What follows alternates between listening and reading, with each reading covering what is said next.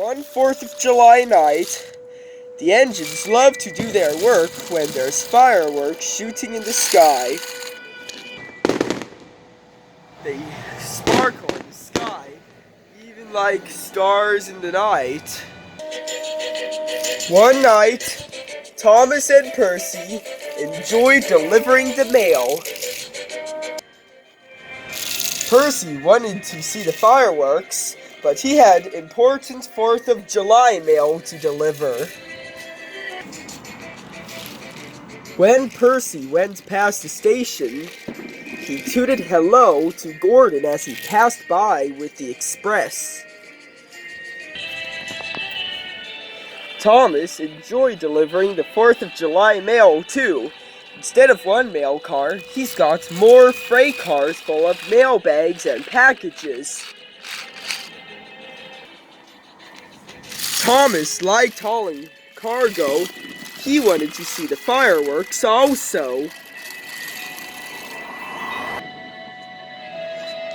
After they finished delivering the mail, Thomas, James, and Percy enjoyed watching the fireworks.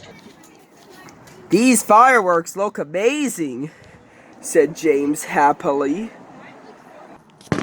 "Yes, delivering the mail is hard work," answered Percy. In the moment, Sir Topham had arrived. "There's more mail to be delivered until morning," Sir Topham had said. "So, that means, James, you have work to do." James was cross. "I want to watch the fireworks," he said.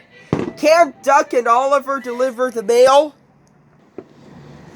"Duck and Oliver have other jobs to do," Sir Topham had said. "You're the only engine available." James hated extra work, so he said yes and he went on his way. James knew he had to listen to Sir Topham Hatt, so he brought the mail cars safely and swiftly to the station. "Hurry up, please," whistled James. "You know what James said?" his driver. "If the mail train is too heavy, that means we would need Oliver to help us up Gordon's Hill." "Yes, sir," agreed James. And he puffed proudly away with the mail train. James was making good progress. He loved delivering the mail until he got to the next junction. Soon, James arrived at the seaside. Oliver and Toad were watching the fireworks as James had arrived with the mail train. Oliver was pleased. "Hello, James," said Oliver. "Don't you want to watch the fireworks with us?" "No," said James. "I have important mail to deliver.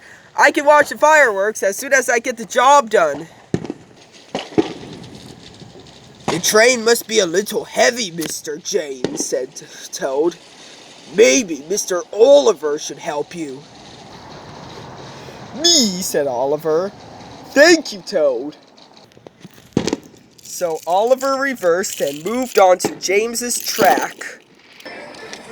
Soon Oliver was behind the mail train. He was not coupled on. So James puffed proudly away. Oliver followed him.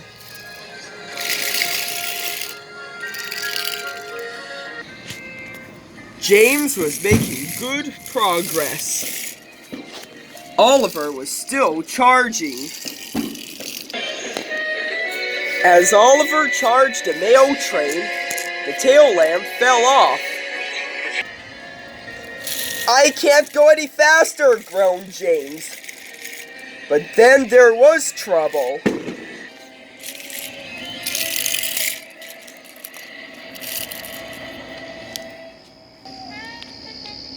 No one was hurt, but lots of mail sacks flew everywhere.